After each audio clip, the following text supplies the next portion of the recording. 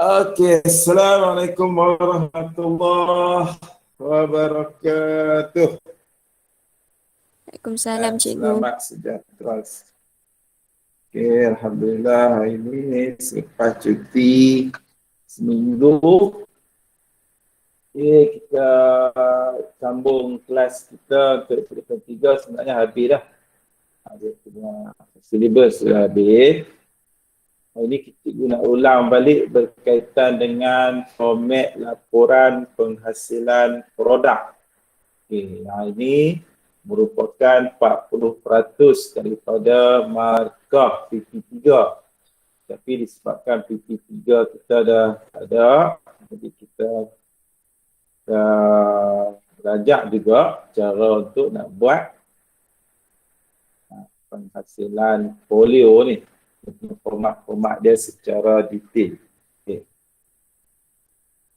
Kalau kita tengok di sini dalam buku teks ni, cikgu rujuk pada buku teks. Okay.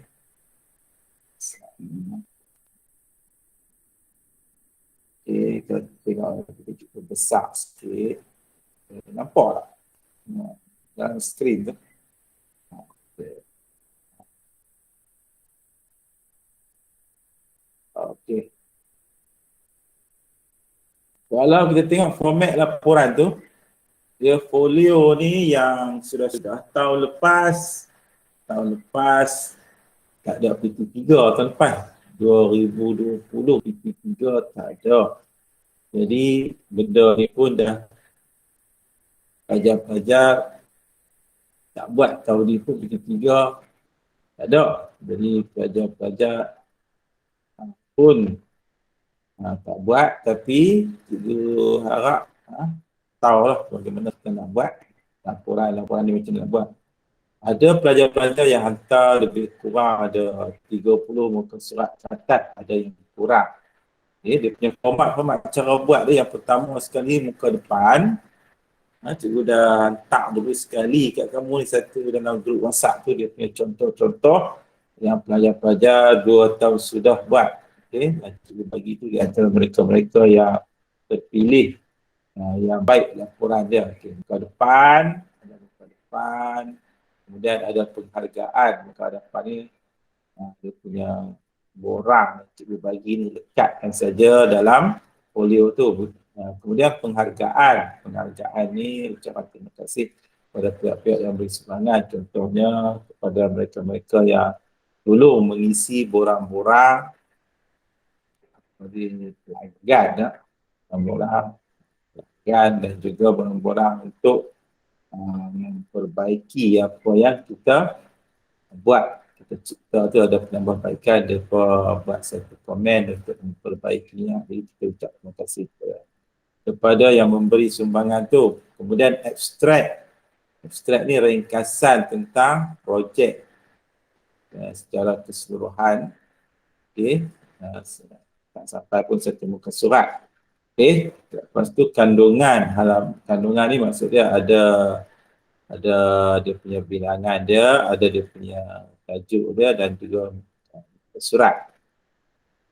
Lepas tu produk yang kamu nak buat tu memang dah ada dah. Okay, produk tu dah dibuat, produk tu telah dijalankan uji kaji, dah didapati semuanya berjalan lancar, berkesan dan boleh digunakan. Contoh produk yang tahun lepas yang pelajar buat ialah dia menggunakan kereta mainan, kereta kontrol tu. Dia buat satu alat pada kereta kontrol tu, iaitu vacuum di mana dia menggunakan kereta kontrol tu untuk menyedut sampah sarap ataupun dia punya benda-benda yang ada di atas lantai tu, dia menggunakan kereta kontrol, digerakkan dan dia buat satu vacuum untuk sedut. Dan bila cikgu test pada kereta tu, didapati bahawa kereta tu boleh bergerak dan juga vacuum tu menyedut sampah sarap yang kecil lah. Yang kecil tu masuk ke dalam tempat vacuum ni. Jadi dia jalan dengan lancar. Jadi kita tulislah pengenalan berkaitan dengan produk kita. Okey. Lepas tu penentuan gabungan teknologi yang boleh digunakan. Contoh kita kontrol tu menggunakan elektronik, menggunakan gabungan teknologi semasa, iaitu menggunakan remote control dan juga menggunakan kipas automatik ataupun menggunakan sensor. Okey. Lepas tu perancangan konsep, letakkan perancangan konsep dalam bentuk lakaran. Okey, lakaran ni ada dalam laporan. Lakaran ni berbentuk 2D ataupun 3D. Okay, 2D lukisan biasa, 3D dia ada bentuk 3 ukuran cantik sikit. Ukuran 3D tu. Okay, lakaran terakhir, jadual kerja, macam mana kamu siapkan, mula-mula buat apa, pertengahan buat apa, last sekali buat apa. Okay. Yang ini boleh dijalankan secara kumpulan ataupun individu. Tetapi sebelum ni, projek-projek yang kita buat 2 tahun sebelum ni, kita menjalankan secara individu, tidak secara berkumpulan. Kemudian kos untuk pengurusan kewangan, kos untuk nak menghasilkan produk tersebut dari permula sampai habis. Okey, berapa ringgit yang kita gunakan, penghasilan produk, okey, macam mana kita nak mengukur, menanda, memotong, membina, mencantum, membuat kemasan. Ini melalui penerangan dan juga gambar-gambar yang kamu ambil, hanya masukkan dalam laporan itu. Kemudian kita uji produk kita, macam mana kita uji, kita ambil gambar, kita selain daripada ambil gambar, kita test melalui bagi tahu ataupun tunjukkan kepada pelanggan kita, tak kira siapa pun. Okay. Keputusan pengujian akan dinilai dari aspek kefungsian, ergonomik, estetika, keselamatan dan keberkesanan. Yang paling penting di sini ialah keberkesanan projek yang kita buat. Contoh yang projek yang pajak buat ialah kipas dengan lampu, iaitu penggunaan iaitu satu alat di mana sebelah malam boleh digunakan sebagai lampu dan juga kipas. Ada dia buat. Okay, lepas tu cadangan penambahbaikan, macam mana nak buat penambahbaikan, mungkin nak tambah sensor ke, nak tambah power dia ke, dan macam-macam lagi. Last sekali penutup. Okay. Kurang tak sampai pusat penutup. Last sekali bibliografi, iaitu rujukan. Kita rujuk di mana? Kita rujuk YouTube, kita nyatakan dia punya link dia. Okay. Last sekali lampiran ni termasuklah lukisan anjuran ortografik, lukisan isometrik, browser, manual pengguna, sebarang dokumen diletakkan dalam bahagian penerangan laporan. Okay. Lepas tu dia pelajar-pelajar dikendaki membuat persembahan laporan, iaitu di depan pelajar-pelajar lain dan juga guru. Okey, contoh laporan penghasilan produk, contoh penghargaan, ribuan terima kasih ni. Okey, lepas tu abstrak, contoh abstrak ni kamu ambil saja di sini. Contoh ni semua pelajar-pelajar cikgu dah buat ni dalam apa, soft copy. Cuma dia ganti saja perkataan yang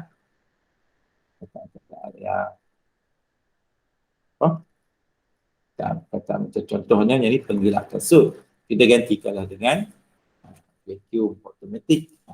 Macam lah ganti saja.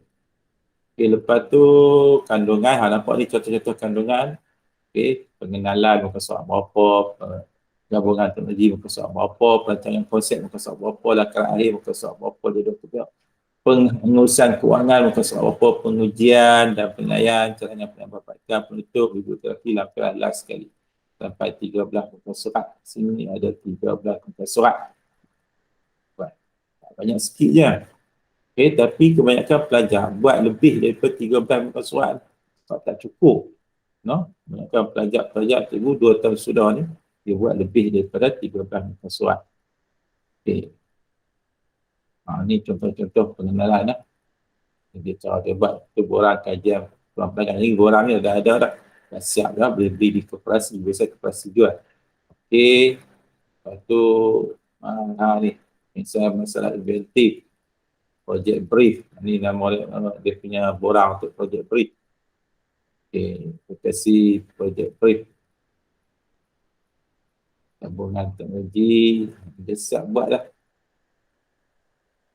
Konsep, lakaran pengembangan idea, macam mana buat ni, dia punya tempat penggilat kasut. Ni lakaran idea, kamu lakarkan projek kamu tu. Macam ni, lakaran idea 1, 2, 3, 4, ni contoh dia buat 4. Lakaran akhir, satu, lakaran ceraian, itu dia punya lakaran, ni dah siap semua dah. Cuma tanda-tanda aja dia kerja, penulisan keuangan, isi saja. Okey, dah ada dah semua penghasilan produk, buat kemasan. Jadi kamu ambil gambar kan, macam ni, kamu ada nanti. Ni dah ni semua dah ada ni, kamu cuma ambil gambar. Gambar letakkan dalam tu. Kemudian akses keputusan pengujian, tanda rightnya ya tidak, dan juga penilaian. Okey, itu cadangan penambahbaikan. Buat contoh ni kan, penambahbaikan. Kalau macam ni, kalau penggilat kasut ni penambahbaikan ni cikgu nampak di sini. Okey, itu dia punya gear dia kan. Sekarang ni bateri tu kita gantikan dengan solar. Bateri kita gantikan dengan solar. Lepas tu dia punya sensor kita gunakan, tak pakai switch, kita gunakan sensor. Kalau kita pegang saja dah automatik dia berputar. Gear tu kita masih lagi gunakan yang ni, gear boleh larang. Okay, semua benda-benda tu sensor semua ada dijual di Shopee, dia murah. Mana penutup? Punya betul. 12 muka surat. Okey, 13 muka surat ni lampiran. Lampiran kita lukiskan lukisan. Ni nama dia lukisan unjuran ortografik sudut ketiga. Ada pandangan atas, ada pandangan hadapan, pandangan sisi kanan. Kalau boleh lukis macam ni memang cukup cantik. Okey. Okey. Yang ini yang dikatakan sebagai laporan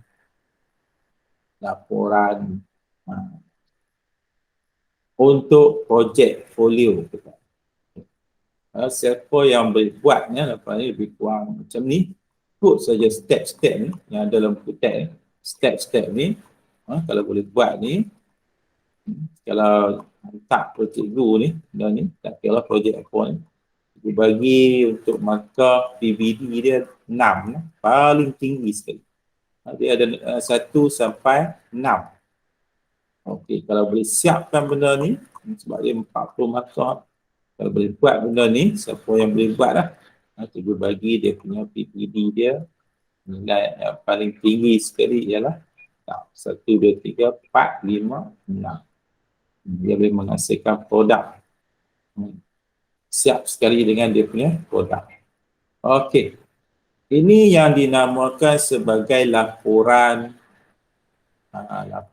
ataupun dokumentasi projek yang kamu buat. Tak kira projek apapun.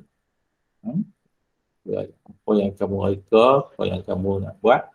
Okay. Dan kita buat sebagai dokumentasi. Dan juga dipanggil sebagai folio.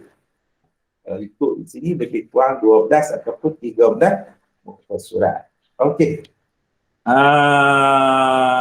Aidil. Dana. Cikgu. Boleh buat tak benda ni? InsyaAllah boleh. Yang ni kalau boleh buat, dia tidak diwajibkan. Kalau kita ada PT3 memang diwajibkan, tapi dah tak ada kan. Cuma ada dalam PBD. Kalau kamu nak dapat markah yang tinggi untuk PBD, penilaian tak saya ambil darjah ni, markah dia dari 1 sampai 6. Kalau nak markah tinggi ni, kalau kamu buat benda ni, dapatlah markah tu. Kalau tak buat lingkungan dalam 1 hingga 5 saja. Kalau buat ni, tak akan dapat 5 ataupun 6. Okey dah. Ya, okey. Boleh lah. Kemudian tengok satu lagi. Ada satu video yang cikgu dapat daripada YouTube.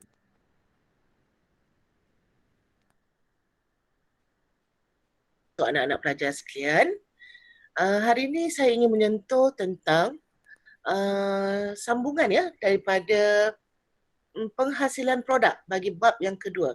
Seperti mana anak-anak pelajar sekian telah maklum, sebelum cuti saya telah maklumkan kepada pelajar untuk bersedia bagi menghasilkan produk di atas gabungan 2 teknologi. Ya, seperti mana pelajar-pelajar dah ketahui, kita ada 9 teknologi yang mana pelajar-pelajar perlu menggabungkan lebih daripada 2 ataupun 2 paling minimum. Jadi bagaimana untuk menghasilkan dokumentasinya? Okay, kita rujuk pada buku teks ya, pelajar, sebagai garis panduannya. Buka pada muka surat 113, 113, di mana di situ dinyatakan tentang format laporan penghasilan produk. Pada muka surat hadapan, pelajar tidak perlu risau. Untuk muka surat hadapan, saya akan sediakan untuk muka surat ni. Pelajar terus skip ya untuk muka surat hadapan, tak perlu sediakan. Terus kepada penghargaan. Untuk penghargaan, secara ringkasnya, anda perlu nyatakan penghargaan anda kepada siapa? Kepada siapa yang anda ingin nyatakan, ya? Iaitu kepada guru anda, kepada rakan-rakan yang membantu anda, kepada ibu bapa dan pihak-pihak yang terlibat. Ya, contohnya mungkin ada ya orang ataupun individu yang anda jalankan sebab wawancara ataupun anda meminta bantuan, sila nyatakan nama orang tersebut ya sebagai tanda penghargaan. Okey, seterusnya kita masuk pada abstrak. Apa yang dimaksudkan sebagai abstrak? Ya, abstrak ni adalah ringkasan bagi keseluruhan laporan penghasilan produk anda. Apa yang anda hasilkan? Saya ambil contoh, anda hasilkan produk aquaponik. Kenapa produk tersebut dihasilkan? Ya, seperti mana anda sudah maklum, produk aquaponik adalah menggabungkan teknologi iaitu hidroponik, iaitu penanaman tanpa tanah ya, secara titisan atau sebagainya, dan juga aqua iaitu penternakan ya, penternakan ikan di dalam akuarium. Jadi kenapa kita gabungkan? Anda nyatakanlah. Ya, sebab itu adalah kenapa anda memilih. Ya, jadi nyatakan di bahagian abstrak, iaitu anda menyatakan keistimewaan dan penyelesaian masalah pada anda. Mungkin pada musim PKP sekarang, mungkin kita nak keluar mencari sayur payah, nak keluar cari ikan payah. Jadi bila anda menghasilkan produk aquaponik, anda boleh menyelesaikan permasalahan yang terjadi pada waktu yang agak darurat ini. Okey, seterusnya kepada kandungan. Di mana anda sudah maklum, ya, kandungan ini merupakan muka surat yang telah anda susun setelah selesai keseluruhannya. Jadi bahagian ini pun anda skip dahulu. Okey, kita terus kepada pengenalan. Okey, pada bahagian pengenalan, kita ada konsep 5W plus 1H. Apa yang dimaksudkan sebagai 5W? What, why, who, when, where, dan H-nya adalah how. Apakah produk yang anda hasilkan? Nyatakan pada pengenalan tu. Apa produk yang anda hasilkan? Why? Kenapa produk tersebut anda perlu hasilkan? Untuk selesaikan masalah apa? Dan who? Siapa pengguna sasaran bagi produk tersebut? Who? Ya? Anda boleh nyatakan kalau anda rasa payah sangat nak tentukan target pengguna anda nyatakan sebagai pengguna umum. When? Bila produk digunakan? Boleh nyatakan sepanjang tahun. Ya? Itu lagi senang.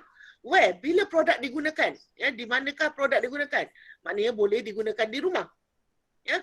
Dan how? Bagaimana produk itu berfungsi. Terangkan sedikit bagaimana fungsi produk anda secara ringkas.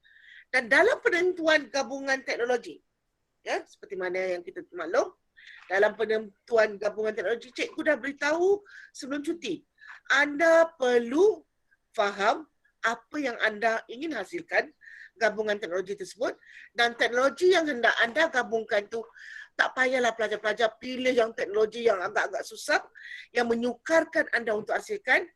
Ya, pilihlah teknologi yang senang untuk digabungkan, tetapi merupakan satu daripada produk yang inventif, ya, produk yang boleh kita ketengahkan kepada pengguna. Okey, yang berikutnya adalah perancangan konsep. Apa yang dirasakan sebagai perancangan konsep? Saya pergi kepada perancangan konsep. Oh, lanjut ya. Ke bab bahagian lain pula dah. Tak apa. Okey, apa yang dikatakan perancangan konsep anda? Okey, kita teruskan pada perancangan konsep. Perancangan konsep ni iaitu menggambarkan idea anda secara jelas dan berkesan. Yang mana bahagian ini, ya, bahagian ini memuatkan semua lakaran anda, ya, idea anda dalam bentuk lakaran. Saya dah beritahu pelajar, lakaran hendaklah dilukis, dilakarkan dalam bentuk 3 dimensi. Okey? Dan lakaran tersebut hendaklah disediakan 3 lakaran. Ya, 3 lakaran saja yang berbeza bentuk, ya, tetapi mempunyai fungsi yang menyelesaikan masalah anda. Fungsi yang sama. Bukan kata anda katakan nak buat beg pelbagai. Sekali yang ni anda buat beg, yang satu lagi anda buat kotak, itu dah lain. Ya, kalau maknanya anda katakan nak menghasilkan beg pelbagai, beg tersebut mungkin beg yang satu berbentuk kotak, ya, berbentuk 4 segi, satu bagnya berbentuk bulat, dan satu lagi bagnya berbentuk, ya, segitiga. Okey, itu dikatakan perancangan konsep. Dan, ya, lakaran tersebut hendaklah anda hasilkan dengan bentuk 3 dimensi dan warnakan dia sama ada hitam putih ataupun berwarna yang lebih cantik mengikut gambaran warna yang anda hendaki. Ya, dan saya sarankan pelajar-pelajar supaya menggunakan peluang, ya, masa yang agak panjang ni untuk mewarna lakaran anda. Dan pada lakaran tersebut hendaklah juga dinyatakan sekurang-kurangnya ada elemen dan juga prinsip. Sekurang-kurangnya 3 elemen dan juga 3 prinsip.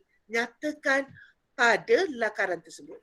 Ya, dan tulis pada lakaran anda lakaran 1, lakaran 2 dan lakaran 3. Okey, yang berikutnya 4.0, lakaran akhir. Daripada 3 lakaran yang anda pilih, anda perlulah memilih satu lakaran akhir, iaitu lakaran yang terbaik.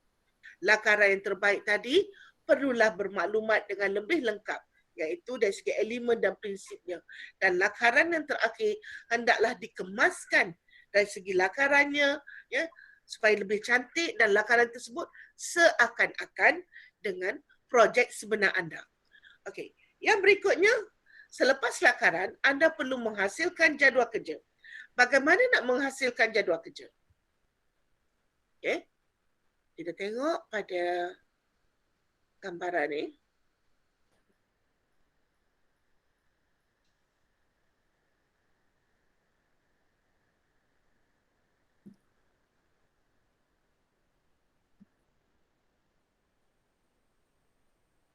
Okey. Pada muka surat 123, ya, pada muka teks anda, ada contoh jadual kerja. Pelajar hanya tiru saja.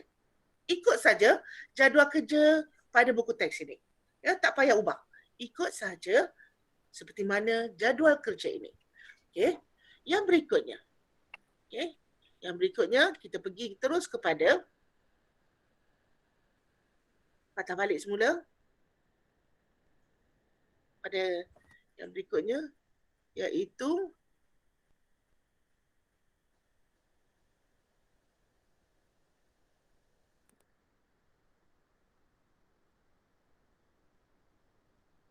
Selepas jadual kerja, anda perlu menyediakan pengurusan keuangan. Dalam pengurusan keuangan, di sini anda hendaklah menggunakan konsep SMART. SMART. Konsep SMART anda boleh rujuk dalam buku teks anda pada muka surat sebelumnya, iaitu anda boleh rujuk. Boleh buka apa yang dimaksudkan dengan SMART. Saya percaya konsep SMART ni anda telah pelajari semasa tingkatan 2 juga. Okey, di dalam pengurusan keuangan, pelajar hendaklah menyatakan kos pengeluaran dan harga jualan yang bersesuaian dengan produk anda.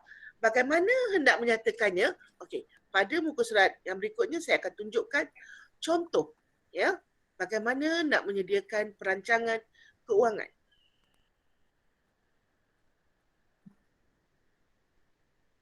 Okey, ini adalah contoh pengurusan keuangan. Anda boleh ikut pada muka surat 124 buku teks. Apa tujuan anda ikut saja di sini? Tujuan nama projek anda. Nama projek anda boleh tulis sendiri. Apa nama projek?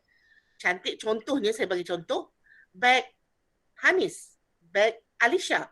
Anda boleh gunakan nama anda juga. Apa tujuannya? Itu anda tahu sendiri. Berapa bilangannya? Contohlah, bilangan tu dalam sebulan. Anda boleh hasilkan berapa biji beg tu. Kalau anda katakan beg anda ni handmade. Mungkin handmade ni agak kritikal sikit nak buat kan, susah. Jadi bilangan yang anda boleh hasilkan dalam sebulan mungkin hanya 10 biji saja. So tulislah 10 biji. Siapa sasaran dia? Suri rumah, pelajar ataupun umum. So tulis. Okey, kos. Kita masuk pada kos bahan. Apa yang dikatakan kos bahan? Kos bahan maknanya anda kena senaraikan satu persatu secara lengkap dan detail bahan yang anda gunakan untuk menghasilkan projek anda.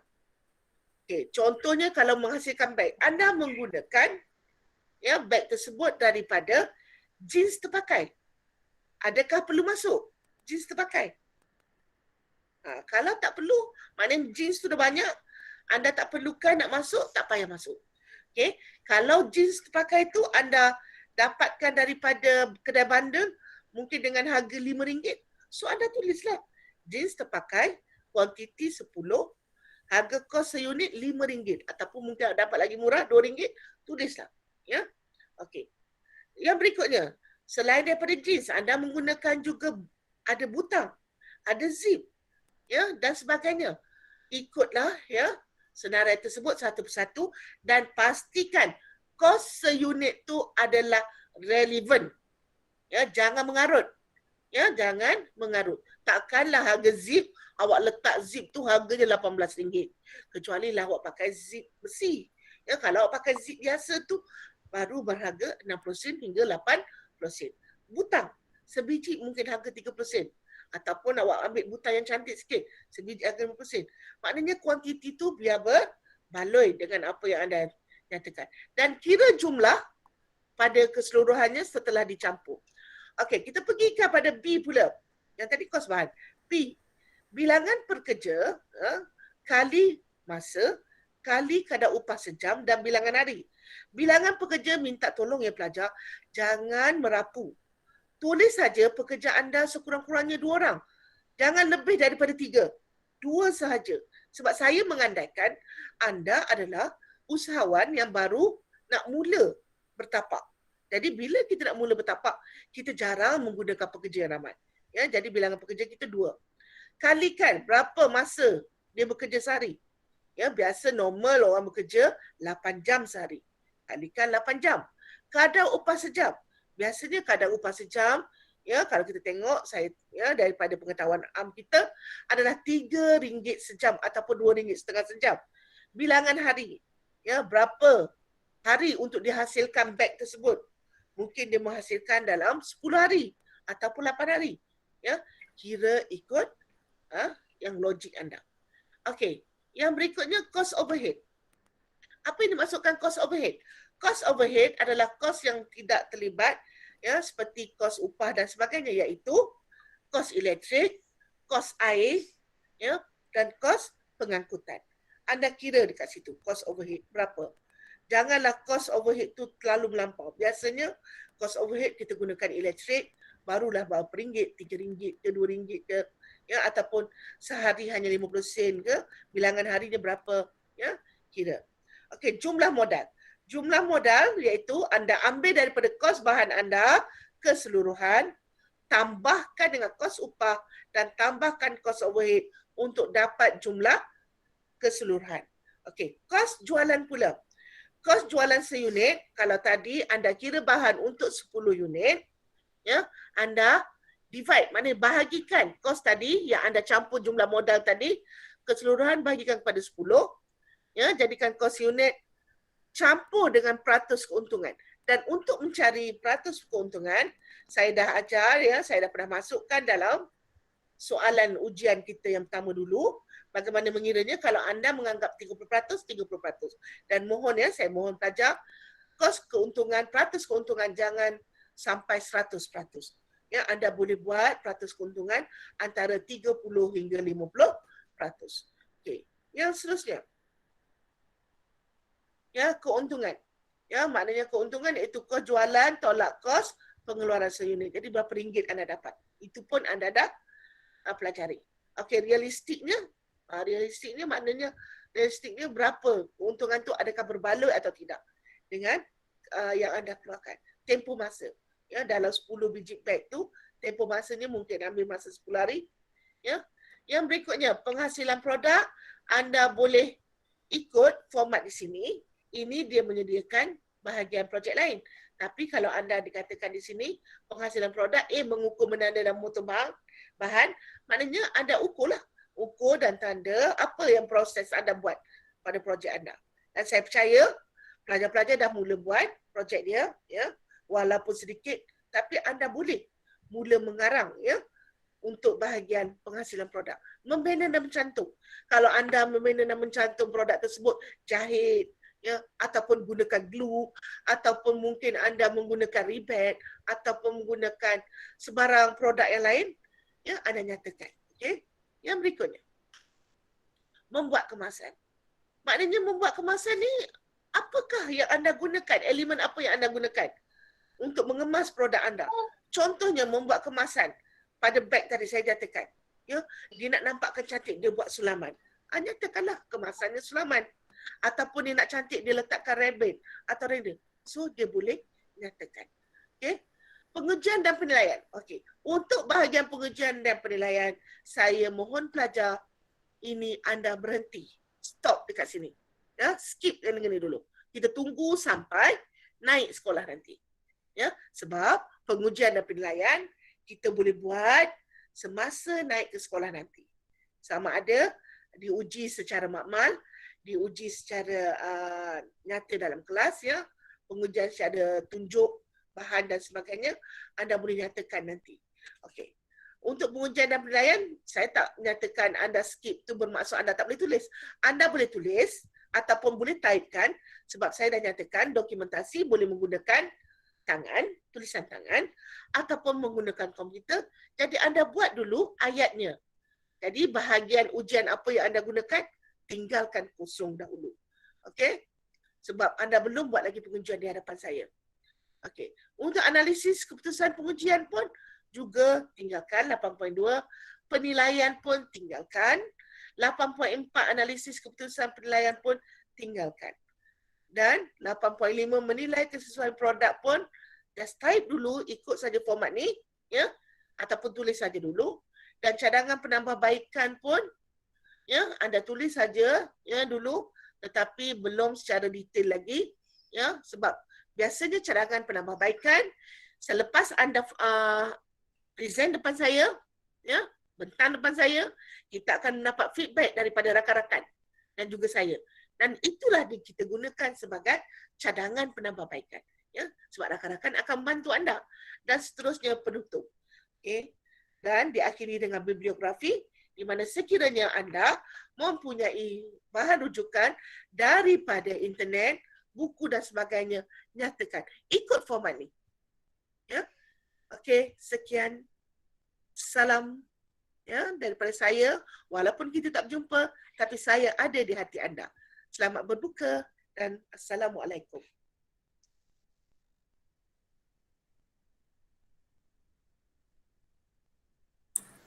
Apa ni, kamu dah dengar kan penerangan daripada cikgu tu tadi? Berkaitan dengan projek, laporan projek yang membawa markah 40% daripada PT3 tu. Okey. Ada berapa soalan nak tanya Aikal? Projek Oh, apa? Aikal. Ha? Projek apa? Yang ni projek hak tingkatan 3 ni. Projek ni ialah melibatkan reka cipta barangan ataupun pembuatan ataupun alatan untuk penggunaan kamu ataupun penggunaan masyarakat sekeliling yang menggabungkan dua teknologi. Apa itu? Contoh banyak. Contoh. Contoh dia ialah seperti vacuum. Vacuum lantai. Contoh satu, dia menggunakan kaitan kontrol. Itu, ni yang contoh lah yang cikgu bagi. Yang kedua, kipas. Kipas dengan lampu. Ini lagu mana ni? La ilaha illallah. Lepas tu ada lagi.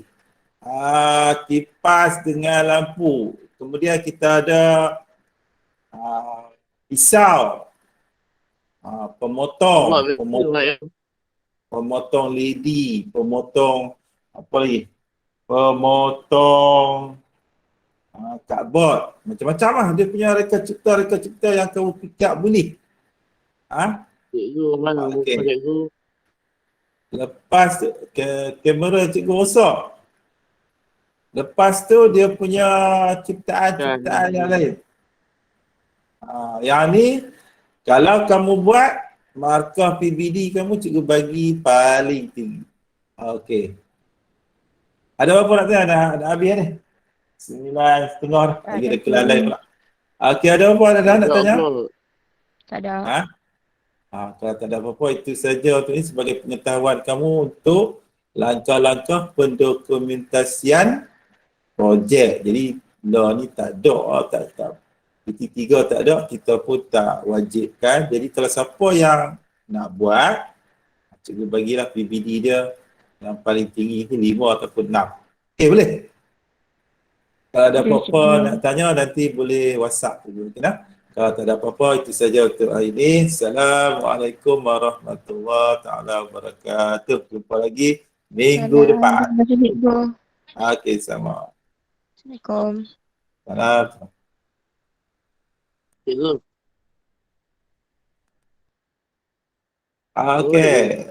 Ya.